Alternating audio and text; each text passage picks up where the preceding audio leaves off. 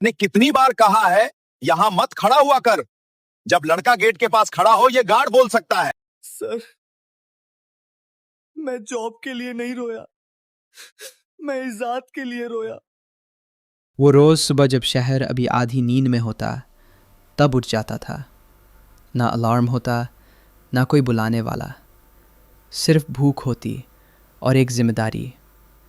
उसने अपनी फटी हुई शर्ट पहनी, कचरा उठाने वाली झोली उठाई और चल दिया उस कंपनी के गेट की तरफ। वही गेट जिसके बाहर खड़े होने पर रोज़ उसे बेइज्जती मिलती थी।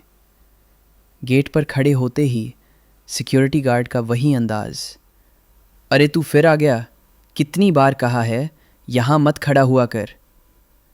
वो लड़का कुछ नहीं बोलता, सिर्फ नज़रें झुका लेता, जैसे उसे आदत हो चुकी हो खुद को छोटा महसूस करने की। लोग आते, गाड़ियों से उतरते, महंगा परफ्यूम, साफ कपड़े और बड़ी बड़ी बातें, और वो लड़का उनके पैरों के पास पड़ा कचरा उठाता। कोई उसे देखता भी नहीं, जैसे वो इंसान नहीं, सिर्फ एक साया हो। पर उस लड़के के अंदर एक आवाज़ रोज़ बोलती, एक दिन मैं भी इस गेट के अंदर जाऊंगा। गेट के बाहर रहना मेरी मजबूरी है, मेरी औकात नहीं। रात को जब काम ख़त्म होता तो वो फुटपाथ पर बैठ जाता, स्ट्रीट लाइट के नीचे। एक पुरानी सी किताब, उसके पन्ने फटे हुए पर सपने ज़िंदा। वो पढ़ते पढ़ते अक्सर रुक जाता और अपनी माँ को याद करता। उसकी माँ जो बीमार रहती थी पर कभी शिकायत नहीं करती थी।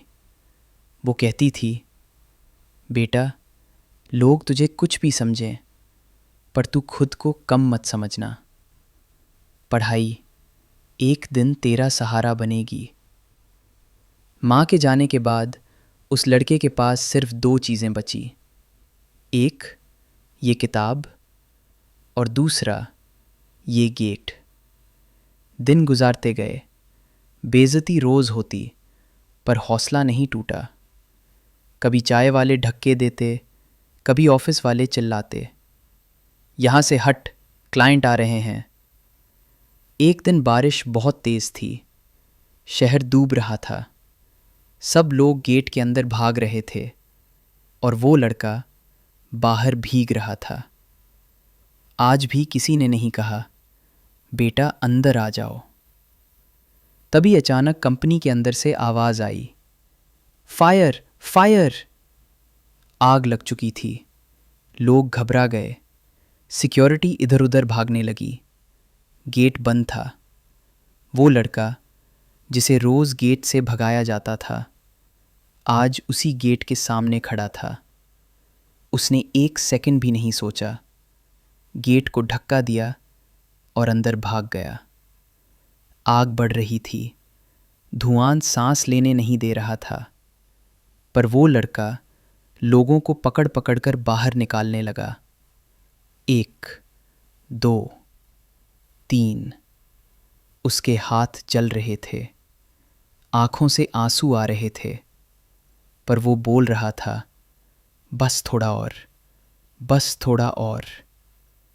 आखिरी आदमी को निकालते ही वो लड़का गिर पड़ा, बेहोश।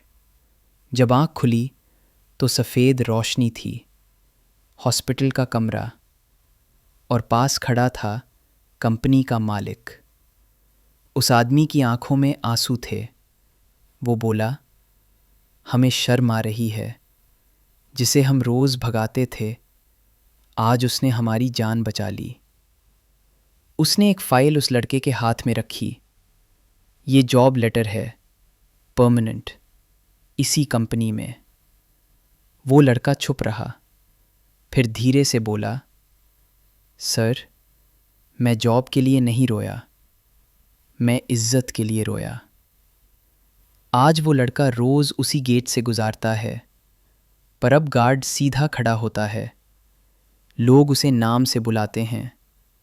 वो रुक कर सिर्फ इतना कहता है, गेट के बाहर खड़ा हर इंसान कमज़ोर नहीं होता, कभी कभी वो बस मौके का इंतज़ार कर रहा होता है।